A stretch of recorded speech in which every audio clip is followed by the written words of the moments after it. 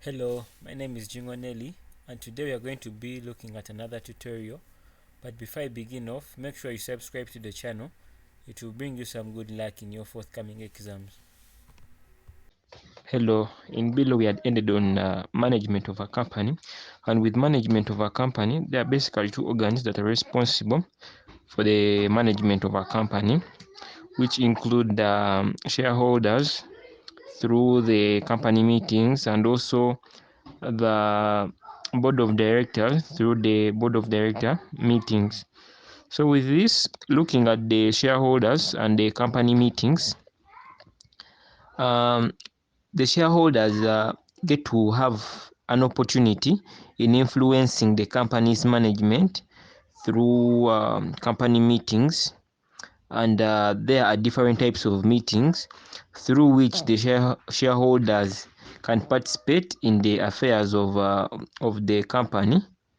So to start off with the first meeting, we are having statutory meetings, and these ones are held by public companies, um, companies limited by shares, and also um, companies limited by guarantee, and they must be held, uh, that is within the first or third month after the date of commencement of business. So that is one of its future features so far. Looking at other features, that is the company, the meeting is only required of companies, that is, we looked at it, limited by shares, limited by guarantee, and also it must be a public company. Then the meeting is also held once in the lifetime of a company. And then the third one, which we have looked at earlier on, that is to do with the 1 to 3 months after commencement of business. And if at all this meeting is to be held, the company, through the company directors, they must send a statutory report to all the members of the company at least 14 days before the meeting. So this can be satisfied by at least two directors of that company. Then what are some of the contents of this report?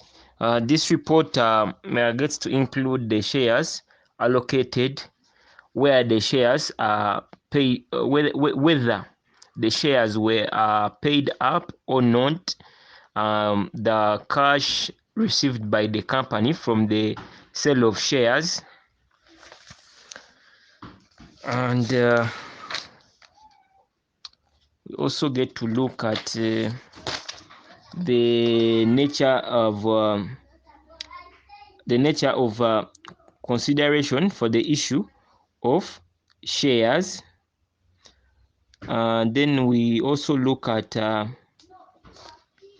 any payments made by the company, names and addresses and occupations of the shareholders, and then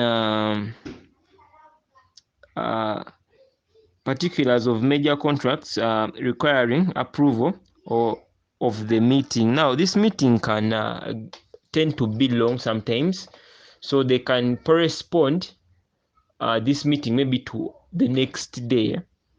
So that is if at all this meeting is all issues are not tackled in the first day it is held.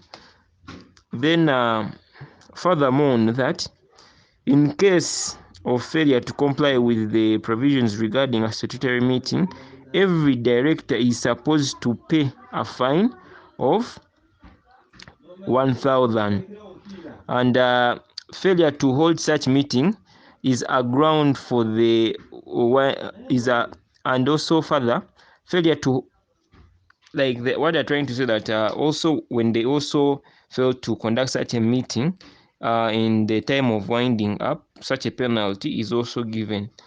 So that is something that you can take on with the first meeting. So moving on to the second meeting, And then looking at annual general meetings, these are held every year, and they are required for all types of companies, and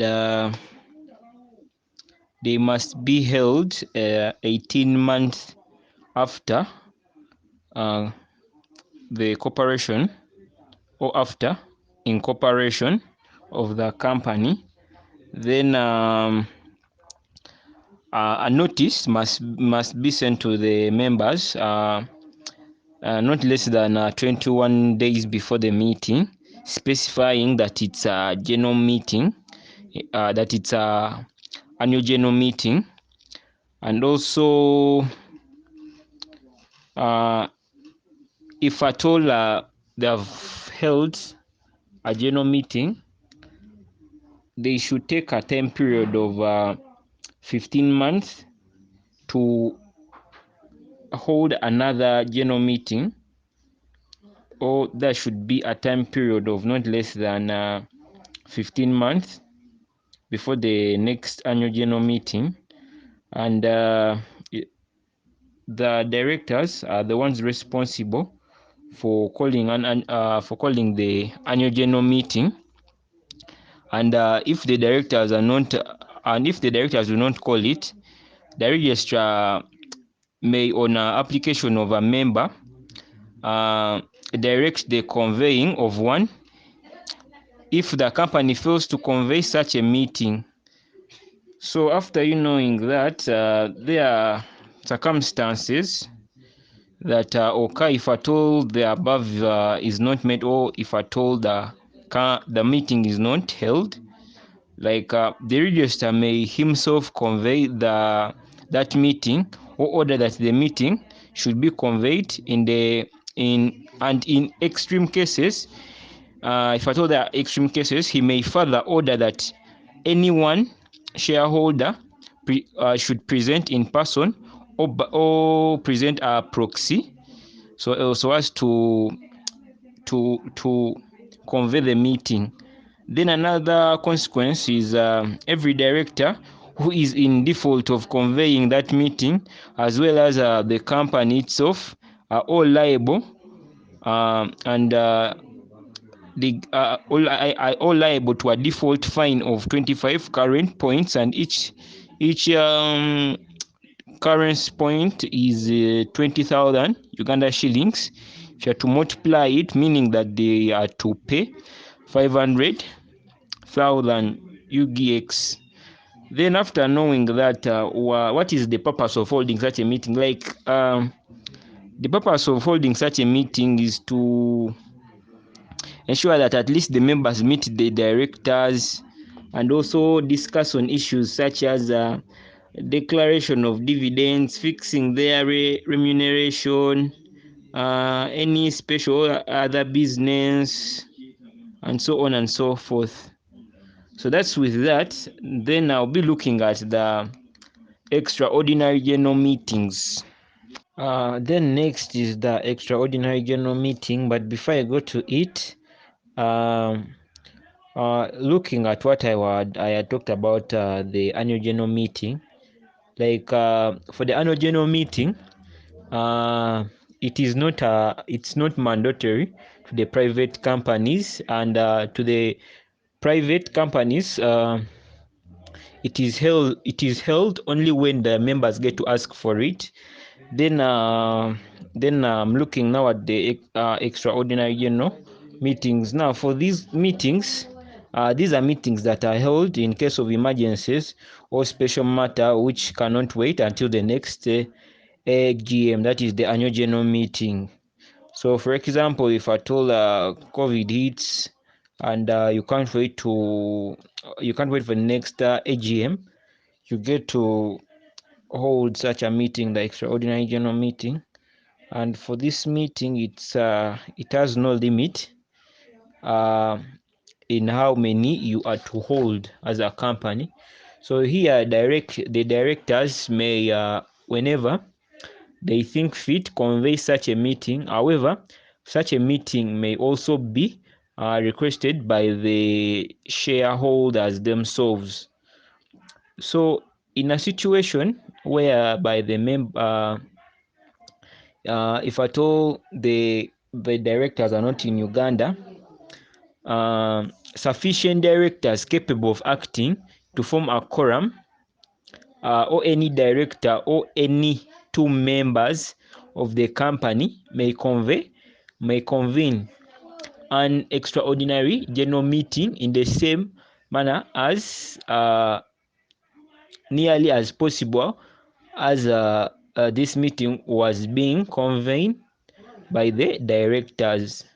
So the same way the directors would properly conduct this meeting is the same way these two members, any director would convene such a meeting in case they are not in Uganda.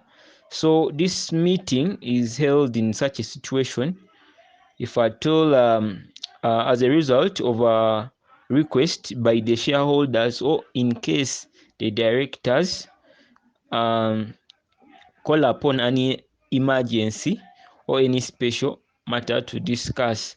Then another thing to note, not every shareholder can request for such a meeting.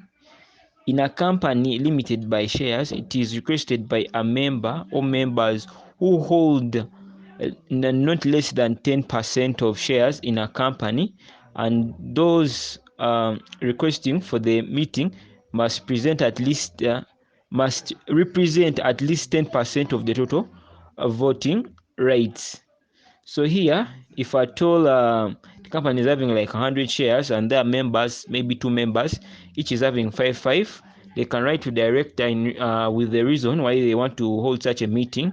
So if the meeting is not called upon within the 21 days, then the members can continue to convey the meeting as themselves as the members.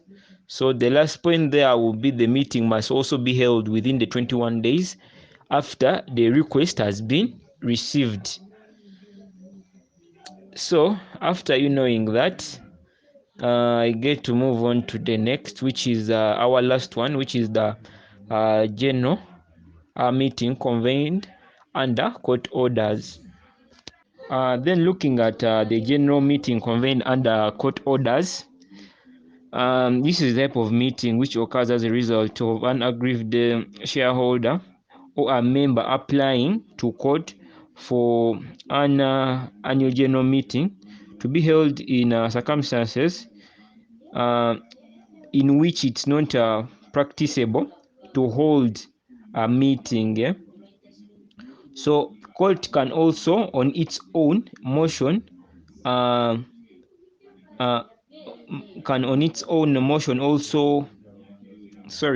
court can also on its own motion order a company to conduct a meeting.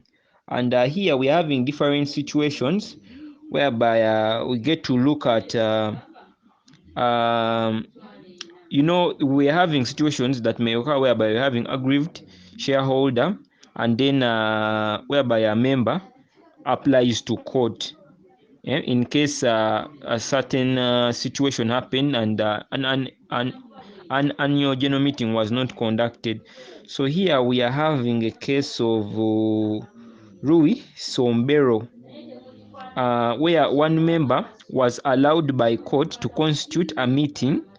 The court pointed out that that the circumstances of each particular case must be examined, and so the circumstances were examined, and that in the instant case, if the meeting was refused, so they are saying that if this meeting was refused, it would be depriving the applicant of his statutory right, which through the company he is entitled to exercise, and remove the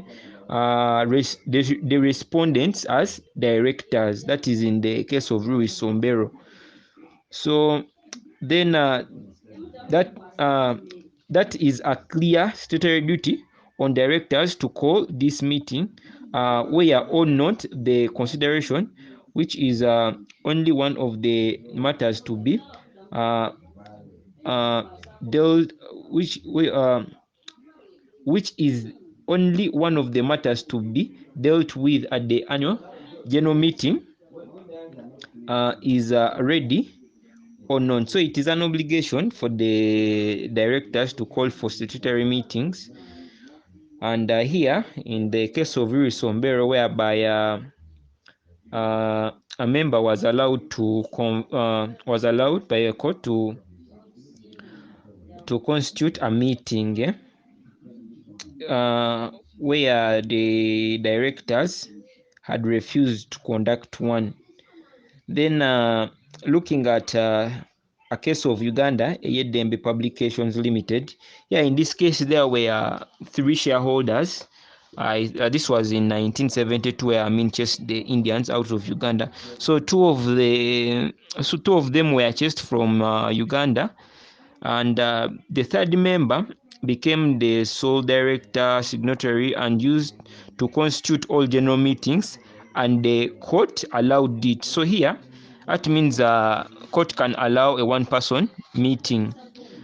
So here moving on to another case, we have in case of Air Rip International Limited, whereby there were only 2 shareholders, and one complained that his co-shareholder had never stepped into the company premises for the previous 2 years. So court asked him to make an application requesting to be allowed to convene a meeting, which he duly did, and it was granted. So this was an aggrieved shareholder. And the one of Uganda Eyedembe is the one whereby there was a situation and a meeting could not be held, and this person applied to court. So that is that with the meetings. Next is notices of the company meetings. Thank you so much for watching. Make sure you subscribe to the channel.